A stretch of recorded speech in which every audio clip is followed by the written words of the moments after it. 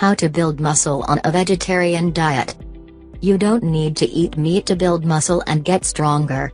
Follow these 9 easy tips to increase muscle protein synthesis and build lean body mass on a vegetarian diet.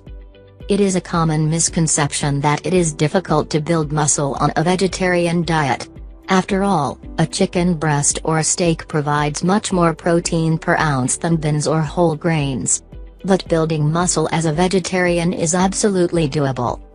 Vegetarians should pay attention to some important key aspects of the diet to build muscle. This article will help any vegetarian to create a plan to build muscle and become the strongest version of himself. Why does muscle work? Before you discuss the how, you may be wondering why you should be concerned about building muscle. As a runner, I made the crucial mistake of ignoring strength training and concentrating only on logging mileage. While that strengthens the leg muscles, it does not create force throughout the body.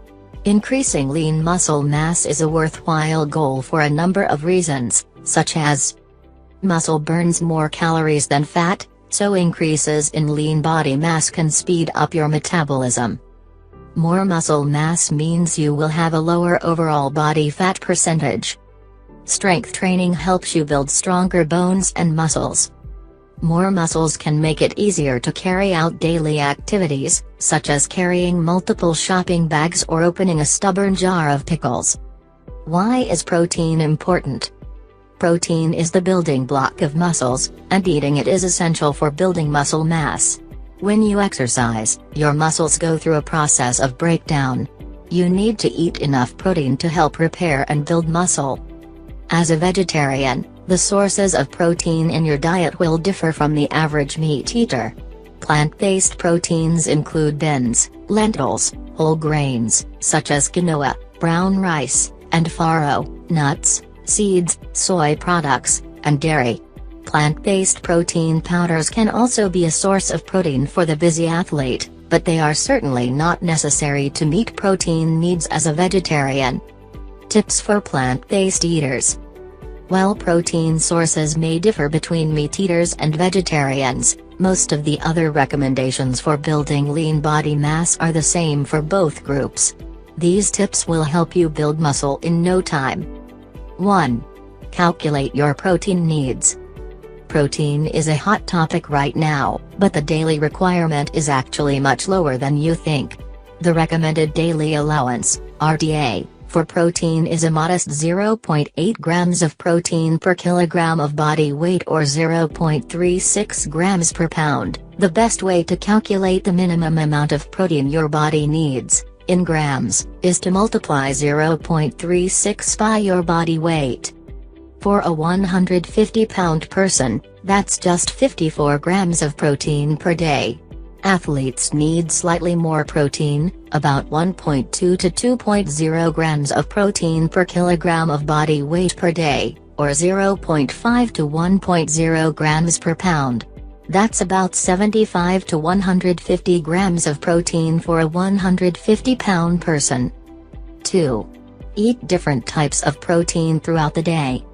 For optimal muscle growth, aim for 20-30 grams of protein with each main meal. Vegetarian foods that contain protein include beans and lentils. Versatile and nutritious, beans and lentils provide up to 15 grams of protein per cup when cooked. Use dried beans and your slow cooker to make these vegan pecan tacos. Or try lentils in a Moroccan lentil soup or a Greek lentil bowl. Dairy products.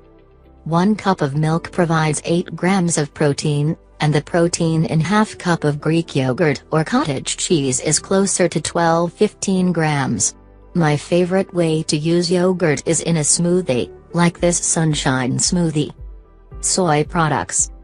Soy milk contains as much protein as cow's milk, and other soy foods, such as tofu and tempeh, have up to 10-12 grams of protein per cup. Check out these 17 tofu recipes from 14 tempeh recipes. Whole grains. Sushi. Along with many other nutrients, whole grains add an amazing source of protein to the diet. Grains with the highest levels of protein include quinoa and whole wheat pasta, 8 grams per cup, old-fashioned or steel-cut oats, 5 grams per half cup, and whole wheat bread. Walnut seeds. Being a great addition to salads, smoothies, and yogurt, nuts and seeds also provide a good amount of protein. Examples include hemp seeds, 10 grams per 3 tablespoons, almonds, 6 grams per ounce, and peanut butter, 4 grams per tablespoon. Make these cinnamon roasted almonds for a delicious midday snack. 3. Plan your meals to include protein. Consuming protein from a variety of sources helps you get a variety of nutrients in your diet. For example, you can have a bowl of walnut oatmeal and a glass of milk for breakfast, a black bean quesadilla for lunch, and a salad with hemp seeds, tofu, and a hard-boiled egg for dinner. These meals alone provide over 60 grams of protein. If you add in snacks like Greek yogurt and a peanut butter sandwich, that number jumps to nearly 100 grams, an amount of protein that would easily meet the needs of a 150-pound person looking to build lean body mass. 4. Don't be afraid of carbohydrates. Carbohydrates are essential and provide energy for all kinds of activities. If you limit carbohydrates, you won't be able to perform your best or build lean body mass efficiently. Aim for 45 to 60% of your diet to come from carbohydrates. 5. Eat complementary proteins. Amino acids are the building blocks of protein. The body can make some amino acids, but it depends on the food you eat to supply other amino acids. The ones it cannot produce are called essential amino acids. Why am I telling you this? There are 2 types of protein: complete protein, which contains all 9 essential amino acids, those that the body cannot make, and incomplete protein, which does not have all 9 amino acids. Most plant-based proteins are incomplete, except for quinoa, soy, hemp, and chia. By comparison, all animal proteins are complete proteins. Since most vegetarian proteins, such as beans, lentils, and brown rice, are incomplete, it is important to combine them with other foods to make a complete protein. The pairing of 2 or more vegetarian sources to provide essential amino acids is called complementary proteins. Some combinations that produce complementary plant proteins are beans and rice, nut butter and whole wheat bread, lentils and barley, hummus and pita, oatmeal and almonds. 6. Vary your workouts. Regardless of how much protein you eat, building muscle without lifting weights or doing some other form of strength training is next to impossible. If you focus primarily on cardiovascular workouts, try adding some form of strength or body weight activities to your routine. If you're new to strength training, you can try a circuit class, find a personal trainer, or watch YouTube videos to get started. 7. Don't skimp on iron. While there are many vegetarian sources of iron, plant-based sources of iron are not absorbed as well as animal sources. Iron plays a major role in the transport of oxygen throughout the body and in the production of red blood cells.